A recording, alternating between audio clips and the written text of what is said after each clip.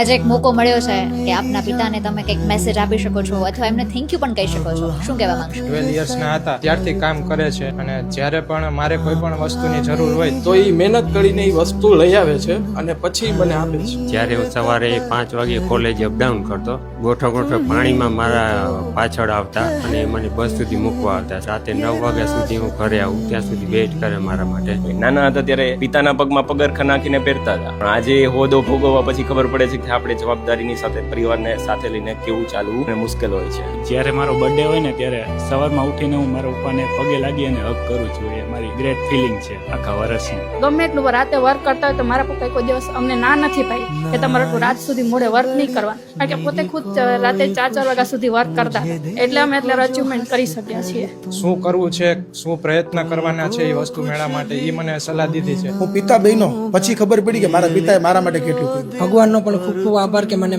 આવા પપ્પા આપ્યા, સપોર્ટિવ પપ્પા આપ્યા એના માટે.